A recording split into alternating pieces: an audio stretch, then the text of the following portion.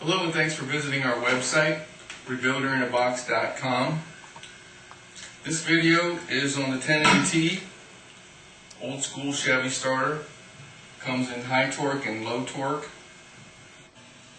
Here we have a couple different versions of the 10MT. You can see the difference, about 1.5 inches in the long neck from where the shoulder comes down to the end of the starter, and the earlier models, which are about 1 inch from where the shoulder comes down to the end of the end plate. This is a low torque because the lead of the housing comes out below the shoulder. On the long necks, they all come out above the shoulder. This one is a high torque. This one is actually a low torque because of the width of the field, the lead that's coming out of the housing. This one here is actually about 1/4 inch, so that makes it a low torque. But this one here is the actual high torque because the field lead coming out, sometimes there's two, and if it's been replaced, depending on the aftermarket, or there may be one, but the actual first field lead coming out will only be 3/8.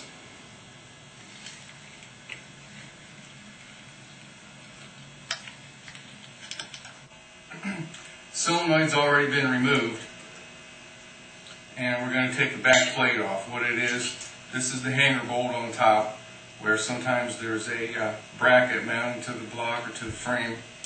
Take a 3/8 socket and a ratchet and remove both those bolts. So we got the bolts out. I'm going to take the end plate off. If it's stuck on there,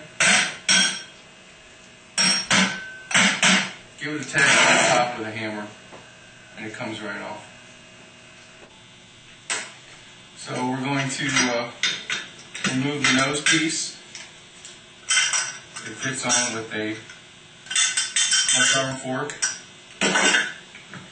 that goes around the opening in the bendix. Pull the armature out of the housing. So we have housing, armature, and nose coming.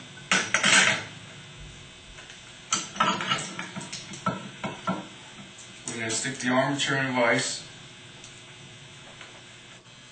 Then we have to remove these 3 pieces from the shaft, which keeps the bendix on. First piece to take off is the top, or the lid. Then we remove the retainer ring, or a cup-shaped cover, and then the actual retainer ring itself.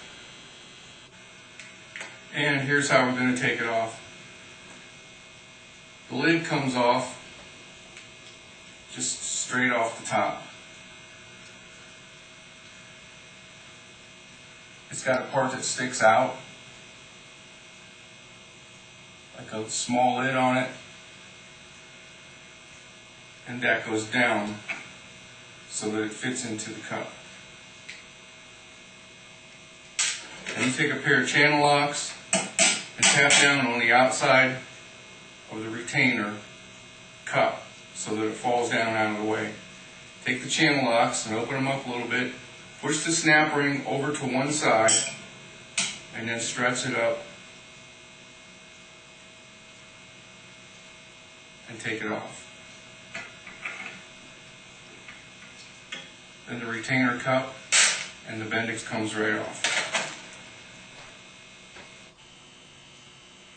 To perform service to the armature, we take some sandpaper, clean up the copper areas, inspect the bars, make sure that there's no pollutants down inside the lines if they've been undercut.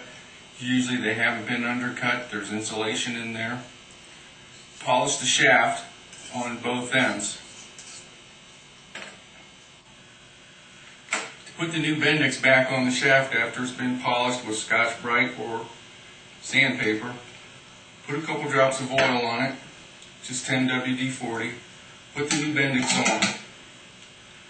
Then put on the cup, the retainer cup, with the opening facing up. Put the snap ring on top of the shaft and set it exactly on the top. Then take a 7/16 6-point socket, set it on top of the snap ring, and start it down onto the shaft.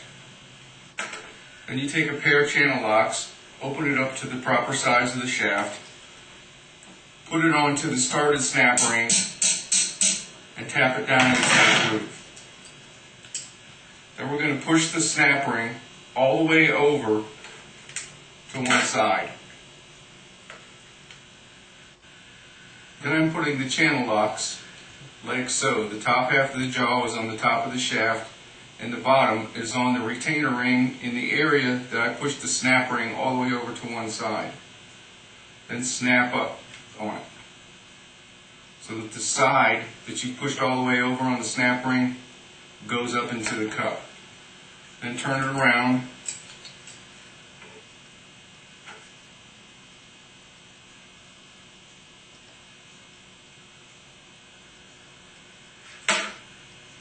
and roll the rest of it in like this.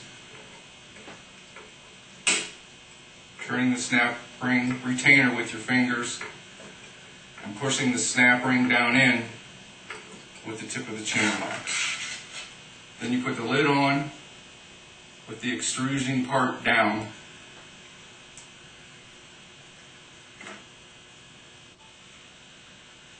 Put a small dab of lithium grease on it. And then put the leather spacer on the back. Take a center punch and tap right in the middle of the top of the nose cone.